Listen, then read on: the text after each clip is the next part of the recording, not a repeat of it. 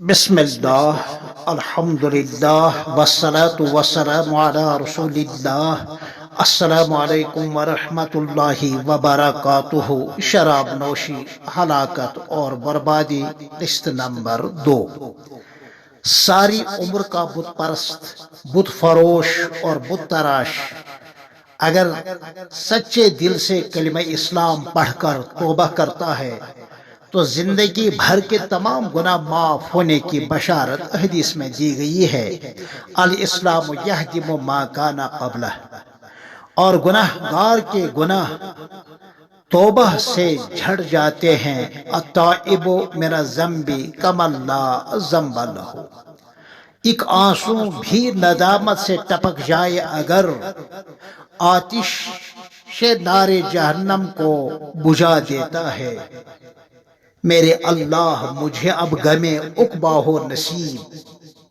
एक यही गम है जो हर गम से नजात देता है। शराब के बारे में तदरीज अहकामात नाजिल हुए हैं। नबी अकरम सल्लल्लाहु अलैहि वसल्लम के मदनी दौर में और जो मजमूई तौर पर 10 साल का रहा और मक्की दौर जो मजमूई तौर पर 13 साल का रहा। मक्की दौर में उसूल अकायद की तालीम और तरबियत हुआ करती थी। लोगों को सही अकीद तौहीद, सही अकीद रिसालत और अकीद आखिरत समझाया गया। दूसरे लफ्जों में शिर्क और कुफ्र की नफी के साथ साथ ईमान और यकीन की तालीम दी गई। जबकि मदनी दौर नबुवत में अहकाम और उसूल अहकाम की तालीम दी गई। लोगों को हलाल व हराम, जायज़ और नाजायज़ उमूर और अहकाम की तालीम दी गई। इसमें अज़हद इंसानी फितरत की रियायत रखी गई है। यही वजह है कि इस्लाम के जितने भी ऐसे अहकामात हैं वो बैक वक्त नाजिल नहीं हुए बल्कि वो तदरीजन नाजिल हुए हैं। अरब में जहाँ और बहुत सारी खराबियाँ थीं वहाँ शराब नोशी और जुआबाजी की दोहरी आदत गोया उनकी घुट्टी में पड़ी हुई थी। बैक वक्त इन दोनों को छुड़ाना बहुत मुश्किल था, मगर हज़रत सल्लल्लाहु अलैहि वसल्लम ने सहाबा किराम की तालीम और तरबियत जिस नहज पर फरमाई थी वहाँ महज इशारे से ही सहाबा तामीली इरशाद पर कमर बस्ता होते थे।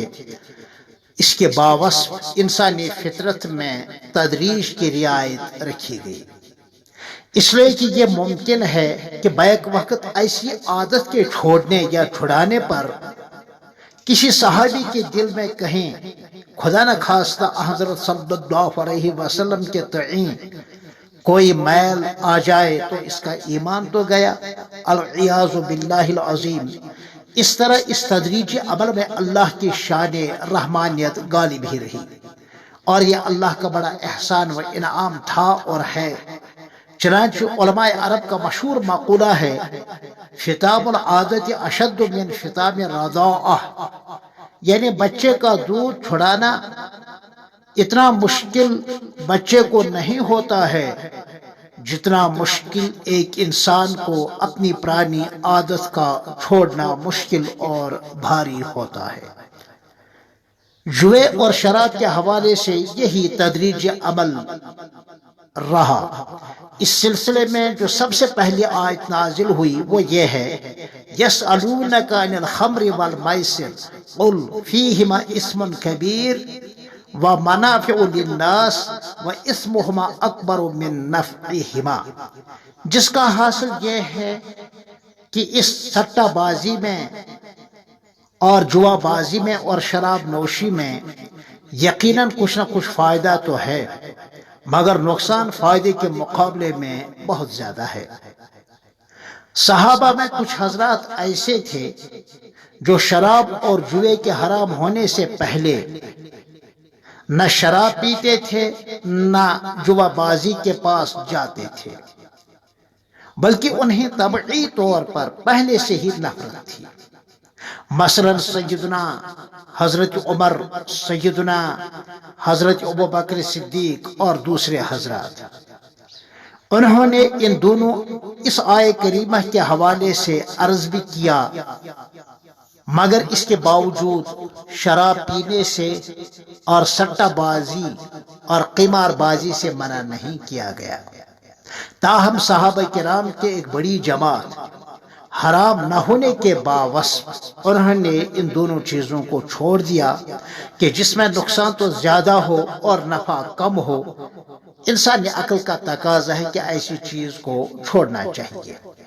شراب کے سلسلے میں دوسری آیت جو نازل ہوئی، یا ایھا الذین آمنوا لا تقربوا الصلاۃ وانتم سکارا، یعنی اے اہل ایمان، تم نشے کی حالت میں نماز کے قریب بھی مت جاؤ۔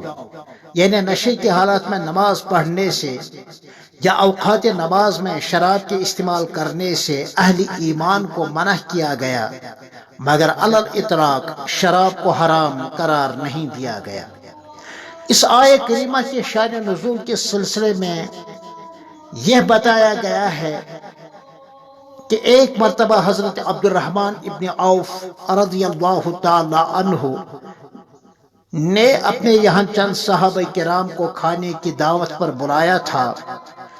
حسب دستور کھانے کے بعد شراب پی گئی، اس لیے کہ شراب حرام نہیں تھی، کہ اسی حال میں نماز مغرب کا وقت ہو گیا۔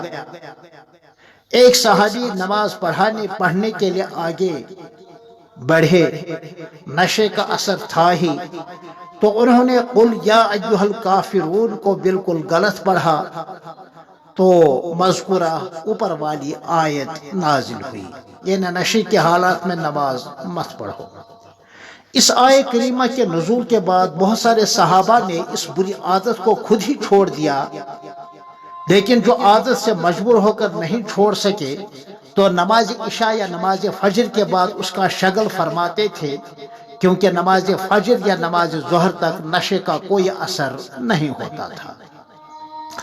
جب شراب، جوا اور دوسری سماجی اور اخلاقی برائیوں کی قباحتیں اور ان کے مفاسد سامنے آ گئے اور سماج کو ان سے پاک رکھنے کی ایک فضا بنی، تو شراب اور جوے کے حوالے سے یہ آیتیں نازل ہوئیں، جن آیتوں میں قطعی طور پر شراب اور جوے کو حرام قرار دیا گیا۔ یا ایھا الذین آمنوا انما الخمر والمیسر والانصاب والازلام رجس من عمل الشیطان فاجتنبوه لعلکم تفلحون۔ انما يريد الشيطان ان يوقع بينكم العداوة والبغضاء في الخمر والميسر ويصدكم عن ذكر الله وعن الصلاة فهل انتم منتهون۔ اس کے بعد قطعی طور پر شراب اور قمار کو حرام قرار دیا گیا۔ پھر ملتے ہیں آپ سے اسی عنوان کے تحت تیسری قسط میں، تب تک کے لیے السلام علیکم ورحمۃ اللہ وبرکاتہ۔